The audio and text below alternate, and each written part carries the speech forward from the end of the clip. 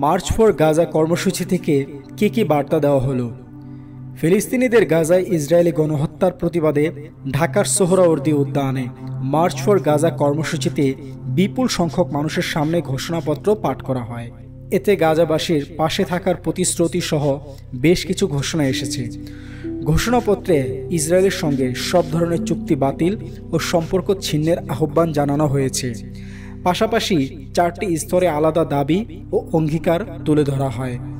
Palestine solidarity movement Bangladesh নামের একটি platform ঘোষিত মার্চ ফর গাজা কর্মসূচিতে ঘোষণাপত্র পাঠ করেন দৈনিক আমার দেশ পত্রিকার সম্পাদক মাহমুদুর রহমান। পূর্ব ঘোষণা অনুযায়ী বিকেল 3টার সময় কর্মসূচি হওয়ার কথা ছিল, তবে সকাল থেকেই সোহরাওয়ার্দী উদ্যানে উপস্থিত হতে থাকে অনেক ব্যক্তিবর্গ। ফিলিস্তিনের পতাকা ও গাজায় ইসরায়েলি হামলার প্রতিবাদে নানা প্লেকার্ড, ব্যানার, ফেস্টুন নিয়ে অনেককেই এই কর্মসূচিতে অংশ নিতে দেখা যায়।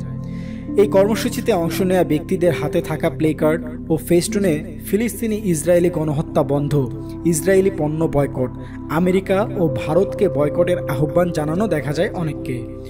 কর্মসূচি মঞ্চে উপস্থিত ছিলেন বিখ্যাত Islamic scholar doctor Mizanur Rahman Azhari সাহেব, শায়েখ আহমদুল্লাহ, বিএনপি, জামাত ইসলামী, জাতীয় নাগরিক পার্টি, হেফাজত ইসলামের নেতাসহ কয়েকজন ইসলামী বক্তা এবং জাতীয় মসজিদ বাইতুল মোকাররমের খতিব। কর্মসূচিতে অংশ নিতে আসা কয়েকজন বিবিসি বাংলাকে বলেন, ফিলিস্তিনের গাজায় ইসরায়েলি হামলা বন্ধের দাবি এবং মুসলিম বিশ্বকে সোচ্চার হওয়ার আহ্বান জানাতেই এই কর্মসূচিতে অংশ নিয়েছেন সবাই।